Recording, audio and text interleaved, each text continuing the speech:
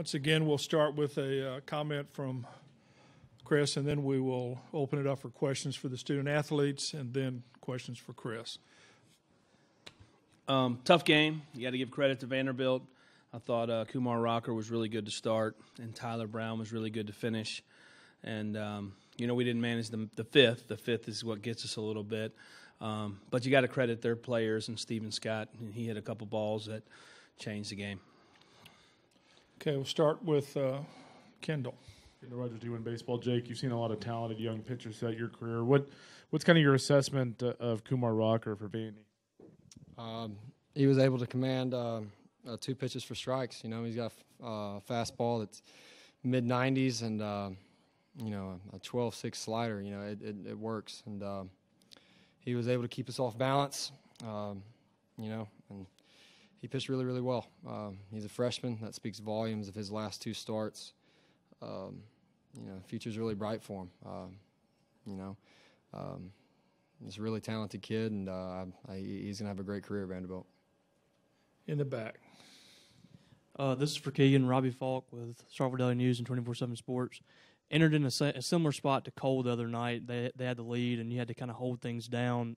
Just how did you feel like you handled that situation? What was it like getting a chance to do it on the big stage? I've been in that situation before last year at Vanderbilt. It's just when coach calls your name, you got to be ready. I've been putting in a lot of work the past couple of weeks. Had a real good feel for all 3 of my pitches for the majority of the game today, and I just was confident. That's all it was. Okay, Matt. Matt Emery, White Miller Review. Jake, what about Kumar's slider makes it just so difficult to? I mean, it generates a lot of swing and miss off of it, but like you said, it's a bit unconventional. I only saw it once, and that was, so it's tough for me to tell you about it because the one I saw swung and hit the first. So, but from what I saw from the dugout, it really looked like it just was on the same plane as his fastball. And you got two pitches that move completely different ways at completely different, miles per hour. If it comes out of the hand the same way, it's going to be tough to keep your balance and stay behind the ball and give him credit. He threw it where he wanted to, and he'll do well. Okay, back again. For Jake, you guys have been in a similar situation, regionals and super regionals. You had to win, 3 or 4 games in a row in a few days. Just how prepared do you feel like you guys are for a potential stretch like that? I mean, that was a tough one to swallow, but it is what it is, and we got to go home tonight and turn the page quick. We got a really good team tomorrow that we got to play against, and it's going to be another great college baseball game in Omaha. So got to be ready to go. Okay, any more questions for the student athletes before we let them go recharge? Guys, thank you. We'll see you tomorrow night. Let them clear out.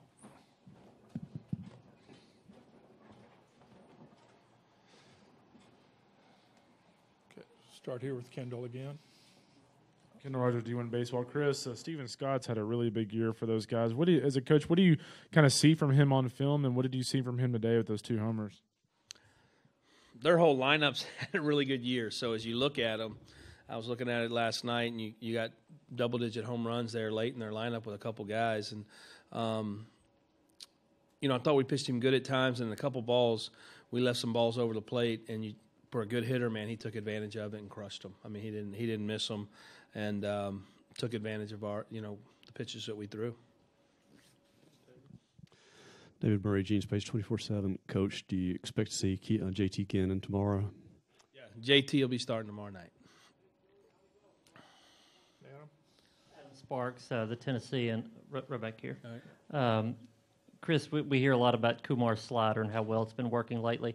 Is that just a pretty good pitch for a freshman, or is that an elite pitch?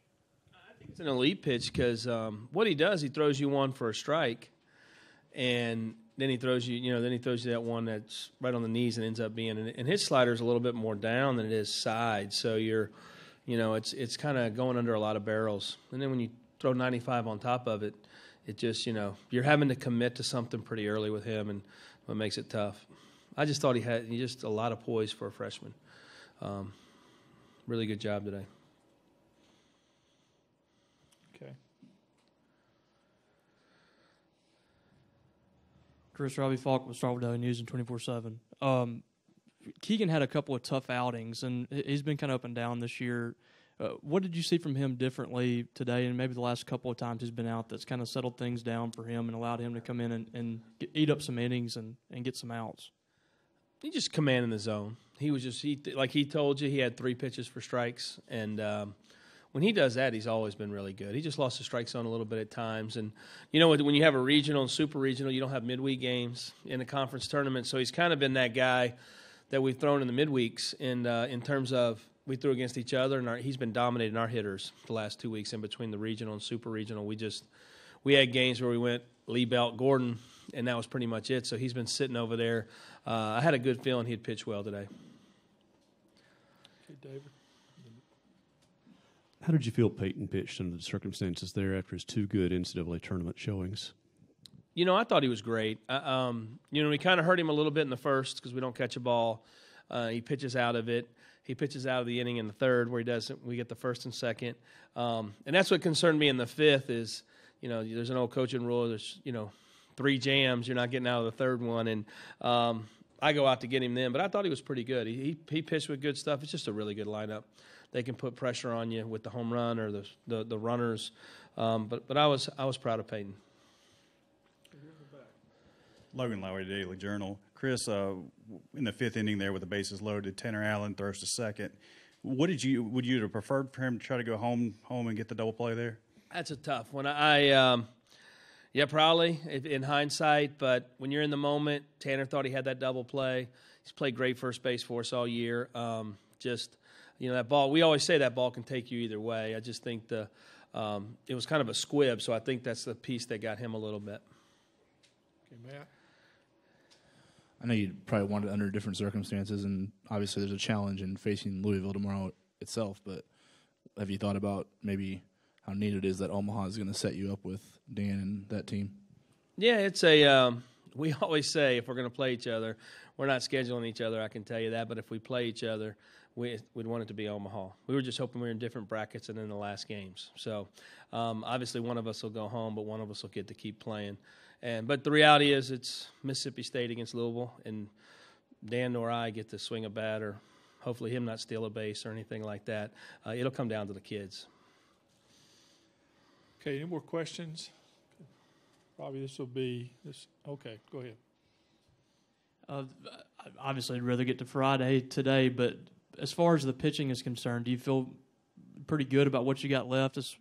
Keegan got you 3 innings today, and got some other guys some work. You feel good about what you have left? I do. I mean, you take it day by day and assess it. So, I mean, that's all we can do in our world. And JT's, fresh. And then, we didn't use Cole. We didn't use Lee Belt. Colby threw a hitter. Tristan threw 5 pitches. So we have some guys available and some other guys there on the bench. It was nice to see Eric Sarantola get out there and get a hitter there. And so we'd have him available too.